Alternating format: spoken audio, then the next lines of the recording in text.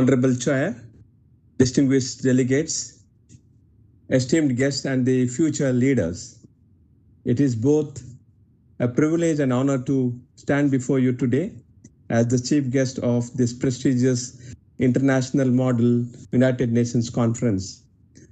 I extend my deepest gratitude to the organizers and to each of you gathered here today for this incredible opportunity to engage in one of the most pressing discussions of our time, that is the issue of criminalizing reprisals against the natural environment.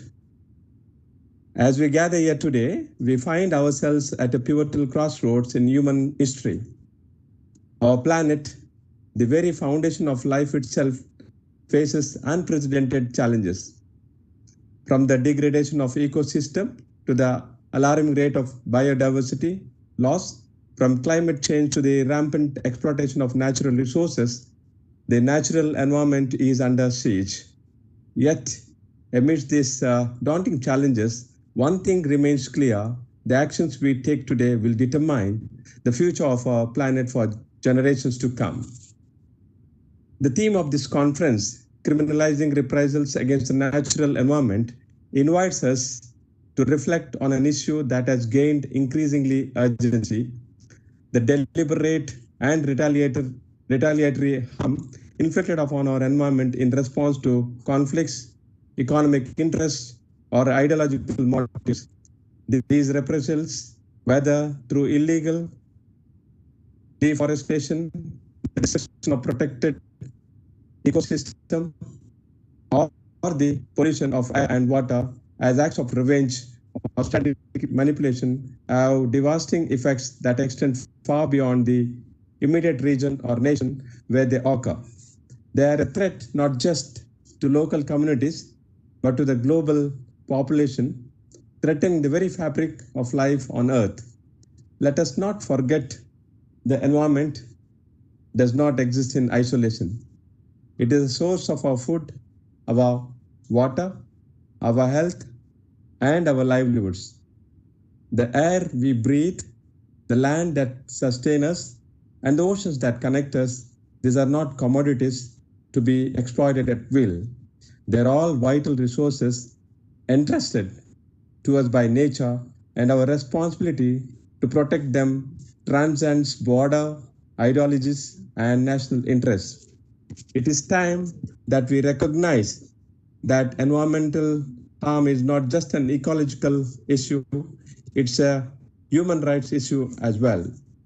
The natural world, though not a legal entity, deserves to be protected through laws and that recognize its intrinsic value.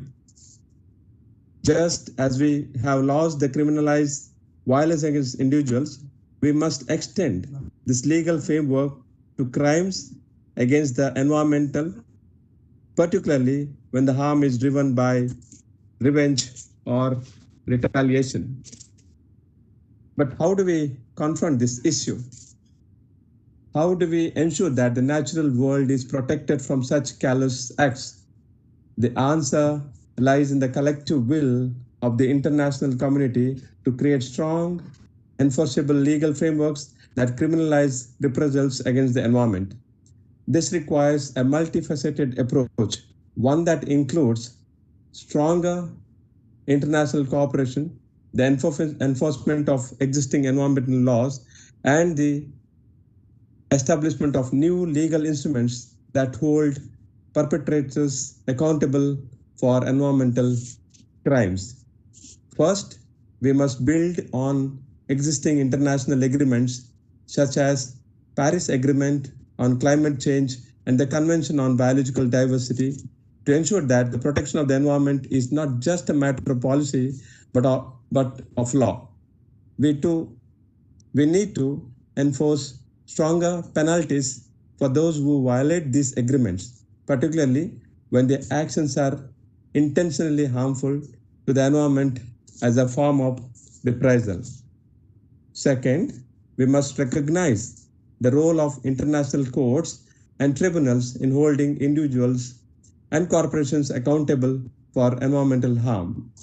The International Criminal Court, ICC, for example, must be empowered to address crimes against the natural environment, including the deliberate destruction of ecosystem as part of a broader strategy of warfare, economic retaliation, or political gain.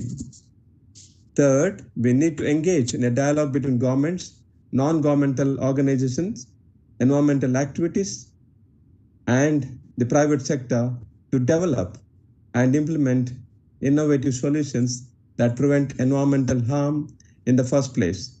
This means not only strengthening regulations, but also fostering a culture of environmental responsibility that transcends political boundaries.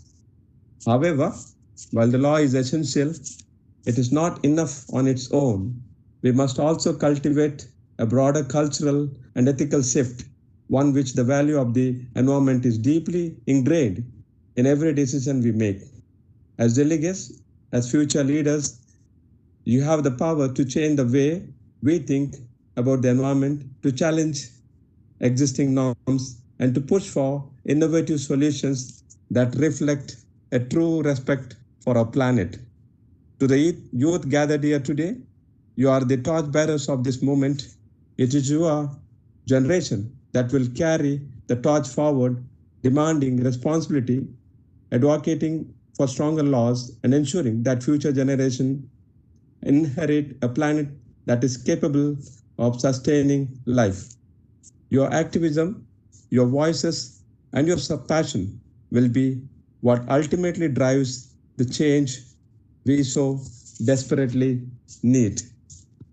Having said this, in conclusion, let me say this. The fight to protect our planet is not just a fight for today, but for tomorrow. It is a fight for justice, for equity, and for the very survival of all life on Earth. The actions we take now will define the world we leave behind. And as we stand at this crossroads, we must ask ourselves, will we rise to the challenge, or will we remain silent as the earth cries out for protection? I take this opportunity to thank the management of Vidyavardhaka Law College, the principal, Mr. Syed Kudrat, research scholar, convener of the Institute of Legal and Policy Research, for having invited me to grace these important deliberations. I wish the conference